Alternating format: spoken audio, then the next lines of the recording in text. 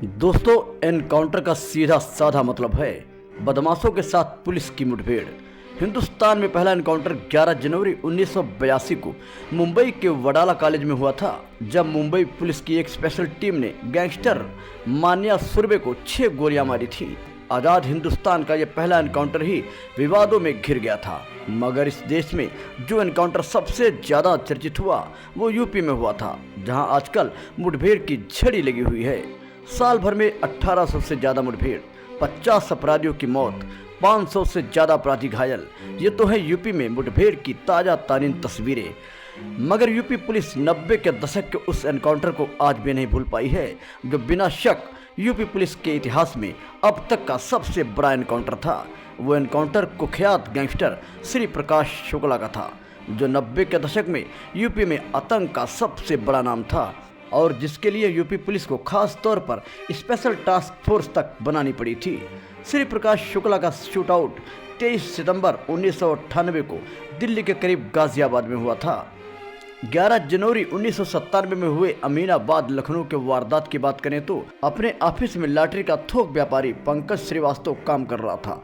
तभी 3 बदमाश अंदर दाखिल होते हैं और उसे गोली मार देते हैं।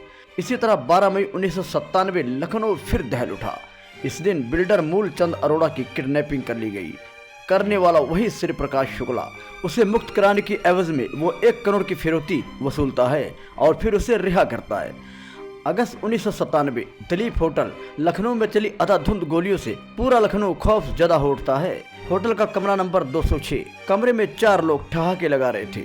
चाय नाश्ता चल रहा था। होटल के नीचे 2 लोग कार से उतरते हैं। उनके हाथ में AK-47 थी। ये दोनों धड़धड़ाते हुए होटल की सीढ़ियां चढ़ने लगते हैं। एक शख्स कमरे के दरवाजे पर लात मारता है और दरवाजा खुलते ही अंधाधुंध गोलियां चलाना शुरू कर देता है। कमरे में बैठे 4 लोगों में 3 बेड के नीचे छुप जाते हैं, जबकि एक की मौत हो जाती है। जाते जाते गोली मारने वाला शख्स बोलता है, जान बचानी है तो भाग ले, जो भी मेरे और टेंडर के बीच में आएगा वो ऐसे ही मारा जाएगा। वो शख्स कोई और नहीं श्री प्रकाश शुक्ला था, जिसने होटल में घुसकर गोरखपुर के 4 ठेकेदारों को गोली मार दी थी, जिसमें एक की मौत हो जाती है, 3 घायल हो जाते हैं। ये सब टेंडर के लिए होता है। अक्टूबर 1997 गोखले मार्ग लखनऊ में हुई वारदात कुछ इस तरह घटी। दवा व्यापारी के रस्तोगी कार में बैठते हैं, मॉर्निंग वॉक के लिए निकलते हैं। उनका लड़का ड्राइव कर रहा था, तभी पीछे से रस्तोगी की कार को एक दूसरी कार टक्कर मारती है। व्यापारी का लड़का कुणाल रस्तोगी गुस्से में कार से उतरता है। कुणाल टक्कर मारने वाले पर बरसता है और इतना कहते ही बदमाश कुणाल को दबोचकर कार में बिठा लेते हैं। बेटे को अगवा होते देख के रस्तोगी कार का पीछा करते हैं। रस्तोगी बदमाशों की कार में टक्कर मारते हैं और बदमाश कार रोक देते हैं। श्री प्रकाश कार से उतरता है और पिस्तौल निकालकर के रस्तोगी को गोली मार देता है। लड़के को किडनैप करके ले जाता है। उसके लिए 1 करोड़ की फिरौती मांगी जाती है। तारीख 18 जनवरी 1998 में हुई शिव नारायण पेट्रोल पंप की वारदात कुछ इस तरह थी। यूपी कोऑपरेटिव के चेयरमैन उपेंद्र विक्रम सिंह अपने ऑफिस से कार की तरफ बढ़े ही थे कि उनके सामने एक कार आकर रुकती है। कार से AK-47 से लैस बदमाश उतरते हैं और उपेंद्र पर हमला बोल देते हैं। सैकड़ों राउंड फायरिंग होती है। इस वारदात में उपेंद्र मारे जाते हैं। बदमाश अपनी कार छोड़कर फरार हो जाते हैं।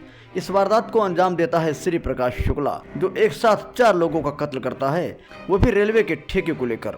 अब आप जानना चाहेंगे कि आखिर कौन था श्री प्रकाश शुक्ला? तो श्री प्रकाश शुक्ला का जन्म गोरखपुर के ममखोर गांव में हुआ था। साल 1993 में श्री प्रकाश शुक्ला की बहन को देखकर जब राकेश तिवारी नाम के शख्स ने सीटी बजाई तो श्री प्रकाश शुक्ला ने उसकी हत्या कर दी थी। 22 साल के सीधे साधे युवक श्री प्रकाश शुक्ला के जीवन का ये पहला जुर्म था। इसके बाद उसने पलट कर नहीं देखा और वो जराइम की दुनिया में आगे बढ़ता चला गया। राकेश की हत्या करने के बाद पुलिस शुक्ला की तलाश कर रही थी। मामले की गंभीरता को समझते हुए श्री प्रकाश ने देश छोड़ना ही मुनासिब समझा और वह किसी तरह से भागकर बैंकॉक चला गया। काफ़ी दिनों के बाद जब वह लौट कर आया तो उसने अपराध की दुनिया में ही ठिकाना बनाने का मन बना लिया। श्री प्रकाश शुक्ला हत्या के मामले में वांछित था। पुलिस यहाँ उसकी तलाश कर रही थी और वह बैंकॉक में खुलेआम घूम रहा था, लेकिन पैसे की तंगी के चलते वह ज़्यादा दिन वहाँ रुक न सका और वह भारत लौट आया। आने के बाद उसने मोकामा बिहार का रुख किया और सूबे के सूरजभान गैंग में शामिल हो गया। बाहुबली बनकर श्री प्रकाश शुक्ला अब जुर्म की दुनिया में नाम कमा रहा था। इसी दौरान उसने 1997 में राजनेता और कुख्यात अपराधी वीरेंद्र शाही की लखनऊ में हत्या कर दी। माना जाता है कि शाही के विरोधी हरिशंकर तिवारी के इशारे पर यह सब हुआ था। वह चुल्लू पार विधानसभा सीट से चुनाव लड़ना चाहता था। इसके बाद एक एक करके न जाने कितने ही हत्याएं, अपहरण, अवैध वसूली और धमकी के मामले श्री प्रकाश शुक्ला के नाम लिखे गए। श्री प्रकाश शुक्ला पुलिस की पहुंच से बाहर था। उसका नाम उससे भी बड़ा बनता जा रहा था। यूपी पुलिस हैरान परेशान थी। नाम पता था लेकिन उसकी कोई तस्वीर पुलिस के पास नहीं थी। कारोबारियों से उगाही, किडनैपिंग, कत्ल, डकैती, पूरब से लेकर पश्चिम तक रेलवे के ठेके पर एक छत्र राज, बस यही उसका पेशा था। और उसके बीच जो भी आया उसने उसे मौत के घाट उतार दिया। लिहाजा लोग पुलिस तक उससे डरती थी। श्री प्रकाश के ताबड़तोड़ अपराध सरकार और पुलिस के लिए सिरदर्द बन चुके थे। सरकार ने उसके खात्मे का मन बना लिया था। लखनऊ सचिवालय में यूपी के मुख्यमंत्री, गृह मंत्री और डीजीपी की एक बैठक हुई। इसमें अपराधियों से निपटने के लिए स्पेशल फोर्स बनाने की योजना तैयार हुई। 4 मई 1998 को यूपी पुलिस के तत्कालीन एडीजी अजय शर्मा ने राज्य पुलिस के बेहतरीन 50 जवानों को छांटकर स्पेशल टास्क फोर्स STF बनाई। इस फोर्स का पहला टास्क था श्री प्रकाश शुक्ला जिंदा या मुर्दा।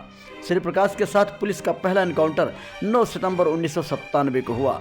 पुलिस को खबर मिली कि श्री प्रकाश शुक्ला अपने 3 साथियों के साथ सैलून में बाल कटवाने लखनऊ के जनपथ मार्केट में आने वाला है। पुलिस ने चारों तरफ घेराबंदी कर दी, लेकिन यह ऑपरेशन न सिर्फ फेल हो गया बल्कि पुलिस का एक जवान भी शहीद हो गया। इस एनकाउंटर के बाद श्री प्रकाश शुक्ला की दहशत पूरे यूपी में और ज्यादा बढ़ गई।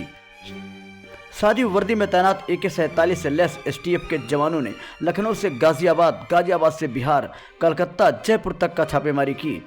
तब जाकर श्री प्रकाश शुक्ला की एक तस्वीर पुलिस के हाथ लगी। इधर STF श्री प्रकाश की खाक छान रही थी और उधर श्री प्रकाश शुक्ला अपने करियर के सबसे बड़ी वारदात को अंजाम देने यूपी से निकलकर पटना पहुंच चुका था। श्री प्रकाश शुक्ला ने 13 जून 1998 को पटना स्थित इंदिरा गांधी हॉस्पिटल के बाहर बिहार सरकार के तत्कालीन मंत्री ब्रजेश बिहारी प्रसाद को गोली मारकर हत्या कर दी। मंत्री की हत्या उस वक्त की गई जब उनके साथ सिक्योरिटी गार्ड मौजूद थे। वो अपनी लाल बत्ती की कार से उतरते इससे पहले AK-47 से लैस 4 बदमाशों ने उन पर फायरिंग शुरू कर दी और वहां से फरार हो गए। इस कत्ल के साथ श्री प्रकाश ने साफ कर दिया था कि यह पूर्व से पश्चिम तक रेलवे के ठेकों पर उसी का एक छत्र राज है। बिहार के मंत्री के कत्ल का मामला अभी ठंडा भी नहीं हुआ था कि तभी यूपी पुलिस को एक ऐसी खबर मिली जिससे पुलिस के हाथ पांव फूल गए। श्री प्रकाश शुक्ला ने यूपी के तत्कालीन मुख्यमंत्री कल्याण सिंह की सुपारी ले ली। 6 करोड़ रुपए में CM की सुपारी लेने की खबर STF के लिए बम गिरने जैसी थी। STF हरकत में आई और उसने तय कर लिया कि अब किसी भी हालत में श्री प्रकाश शुक्ला का पकड़ा जाना जरूरी है। STF को पता चला कि श्री प्रकाश दिल्ली में अपनी किसी गर्लफ्रेंड से मोबाइल पर बातें करता है। STF ने उसके मोबाइल को सर्विलांस पे ले लिया, लेकिन श्री प्रकाश को शक हो गया। उसने मोबाइल की जगह PCO से बात करना शुरू कर दिया, लेकिन उसे नहीं पता था कि पुलिस ने उसकी गर्लफ्रेंड के नंबर को सर्विलांस पे लगा रखा है। सर्विलांस से पता चला कि जिस PCO से श्री प्रकाश कॉल कर रहा है वो गाजियाबाद के इंदिरापुरम इलाके में है। खबर मिलते ही यूपी STF की टीम फौरन लोकेशन की तरफ रवाना हो गई। 23 सितंबर 1998 को STF के प्रभारी अरुण कुमार को खबर मिली कि श्री प्रकाश शुक्ला दिल्ली से गाजियाबाद की तरफ आ रहा है। श्री प्रकाश शुक्ला की कार जैसे ही वसुंधरा इनक्लेव पार करती है, अरुण कुमार सहित STF की टीम उसका पीछा शुरू कर देती है। उस वक्त श्री प्रकाश शुक्ला को जरा भी शक नहीं हुआ कि STF उसका पीछा कर रही है। उसकी कार जैसे ही इंदिरापुरम के सुनसान इलाके में दाखिल हुई, मौका मिलते ही STF की टीम ने अचानक श्री प्रकाश की कार को ओवरटेक कर उसका रास्ता रोक दिया। पुलिस ने पहले श्री प्रकाश को सरेंडर करने को कहा, लेकिन वो नहीं माना और फायरिंग शुरू कर दी। पुलिस की जवाबी फायरिंग में श्री प्रकाश शुक्ला मारा गया और इस तरह से यूपी के सबसे बड़े डॉन की कहानी खत्म हो गई। श्री प्रकाश शुक्ला की मौत के बाद STF को जांच में पता चला कि कई नेताओं और पुलिस के आला अधिकारियों से शुक्ला की दोस्ती थी। कई पुलिस वाले उसके लिए खबरी का काम करते थे, जिसकी एवज में उन्हें श्री प्रकाश से पैसा मिलता था। कई नेता और मंत्री भी उसके सहयोगी थे। यूपी के एक मंत्री का नाम तो उसके साथ कई बार जोड़ा गया। वह तत्कालीन मंत्री जेल में बंद हुआ। इस मामले में कई अधिकारियों और नेताओं की खुफिया जांच पड़ताल भी की गई। माफिया डॉन श्री प्रकाश शुक्ला अपने पास हर वक्त AK-47 राइफल रखता था। पुलिस रिकॉर्ड के मुताबिक श्री प्रकाश के खात्मे के लिए पुलिस ने जो अभियान चलाया उस पर लगभग 1 करोड़ रुपए खर्च हुए थे।